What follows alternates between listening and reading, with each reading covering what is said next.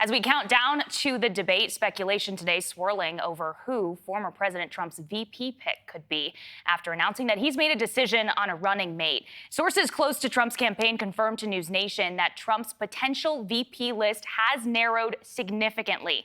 Those sources telling us the top three are Florida Senator Marco Rubio, Ohio Senator Vance, and North Dakota Governor Doug Burgum. But it's still anyone's game, really, at this point. Host of The Hill Sunday, Chris Steyerwalt, sat down with another potential VP pick, Ben Carson, and asked if Trump's asked him to fill the spot. You haven't talked to Trump about being his running mate. Is that still true? Yes, that's still true.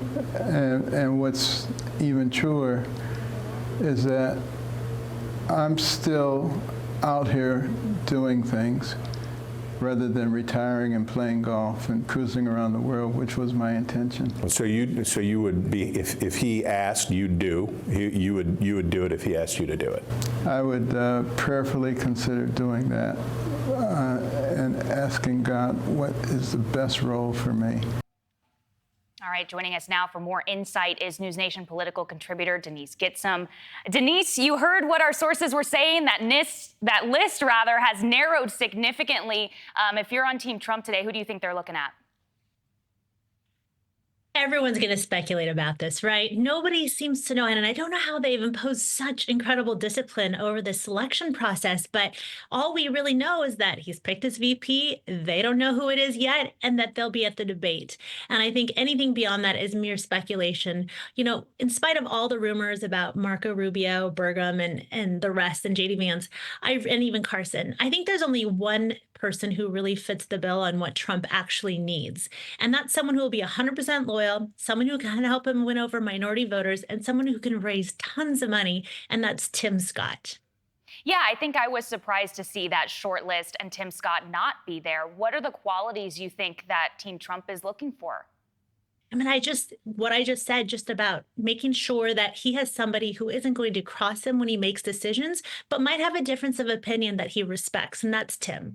Somebody who can bring in new donors, not just Trump donors, but his own set of donors. And last week, Senator Scott brought in couple of $1 million from mega donors who aren't traditional Republican donors. And that is so important to Team Trump because they know that money is going to be what helps them get over the finish line. But then you've also seen that there's blood in the water in regards to Black and Hispanic voters and their shift from Biden to Trump.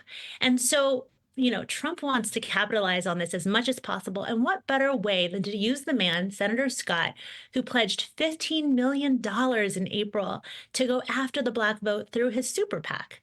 So it seems to align on every front. And that, to me, the choice seems obvious. Tim is hands down the best choice. Now, whether or not Team Trump thinks that's the case remains to be seen. Yeah, and talk about, how critical this kind of a decision is. Yes. Well, as we've seen in the past, and maybe John McCain is one of the best examples of this, but a vice presidential pick that doesn't resonate with the voters can be disastrous. But often it doesn't do too much to bump the main candidates, the presidential candidates' prospects of winning. And so I think Team Trump is looking at, who is it that can not outshine the President Trump, but also bring a little extra something that makes him maybe more palatable to people who don't like his rhetoric. And as you mentioned, sort of potentially bring in those minority voters. At this point, as we've said, it's still really anyone's game, right? Like you said, it's all speculation at this point. But as far as a timeline is concerned, when do you think we'll hear that official announcement?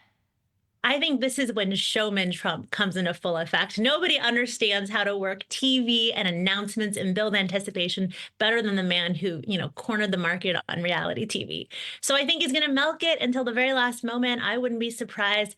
Heck, if they brought up all of these folks and did some combination of Miss USA pageants, which Trump used to own, and The Apprentice, and said, you guys are fired, you're fired, you're fired, and then he crowned the winner. Like, who knows, right? Anything could happen. Yeah, I mean, at the end of the day, right, here we are talking about it. It is impressive, though, like you mentioned, the fact that still we're sort of getting maybe bits and pieces from our sources here and there, but we haven't heard really any official word from the Trump camp on all of this. It's remarkable. You know, I worked for Governor George W. Bush and when he was in president in the White House. And one of the things our administration was known for was, you know, discipline and no leaks to the media, at least in that first 4 years that we were in the White House. And that's really rare and hard to find in any White House. And so the fact that there's so much discipline on the Trump team to keep that under lock and key, that looming huge secret about who he's thinking about, either indicates that Trump truly hasn't chosen yet. He's just teasing us with all these little, you know, nuggets about him saying that he's chosen to make us speculate, or that they're just really, really good at what they're doing, which is keeping the president's secrets. And I do want to mention, of course, the debate. Kelly was just talking about it. Trump has said that his VP pick will be at the debate. You think there's a possibility we hear that announcement there?